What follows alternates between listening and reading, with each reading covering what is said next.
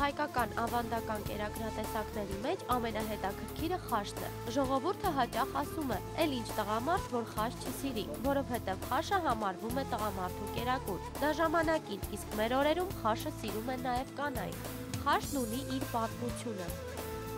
Եղել է ֆեոդալական ժամանակներից բնականաբար, երբ որ մարդիկ աղքատները, ռամիկները ուտելու ոչինչ չեն ունեցել, այդ ոսկորներով կերել են, ոսկորներից պատրաստել են եփուկ, այսպես ասած, եւ այդ ժամանակներից եղել է։ Որ ժամանակներից, որ մարդիկ սկսել են միս օգտագործել իրենց կերակրատեսակների մեջ եփած միս, այդ ժամանակվանից սկսվել է խաշի օգտագործումը։ Մեր ավանդական կերակրատեսակների մեջ է մտնում նաեւ խաշը։ Խաշը ընդհանրապես եկել է շատ վաղ ժամանակներից, այսպես մի ավանդություն կա խաշի հետ կապված, երբ որ մեծահարուստները օգտվել են մսից, այդ մնացորդը, ոսկորային մնացորդները նետել են կամ թողել են ռամիկներին, այսպես ասած աղքատներին, եւ շատ տարօրինակ մի երևույթ է տեղի ունեցել, որ նրանք ավելի առողջ են եղել, ավելի դիմացկուն են եղել, ավելի ուժեղ են եղել եւ մտածել են այդ ինչից է, որ նրանք այսպես առողջ են, այսպես լավ են եւ այսպես մտել է կերակրացանկի մեջ, փորձել են, տեսել են, որ շատ համեղ կերակուր է,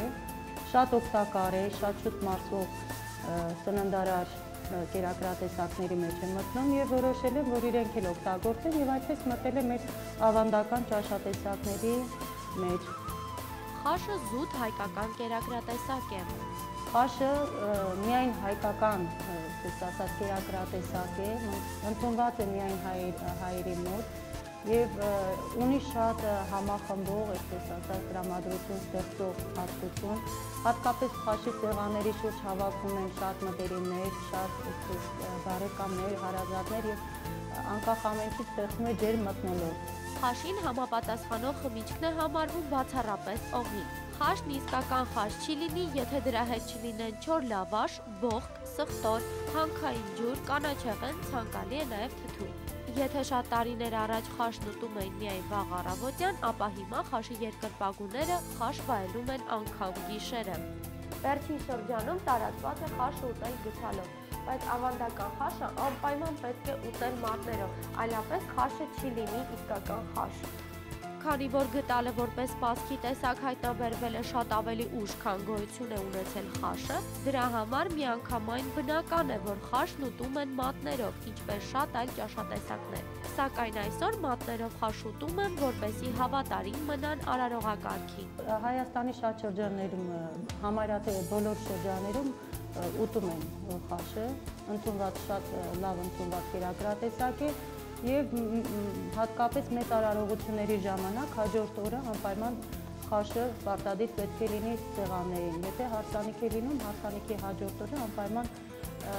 խաշը պետք է լինի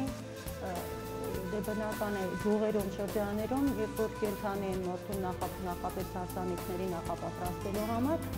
կենդանու այդ ոսկորներն էլ պահում են հաջորդ օրվա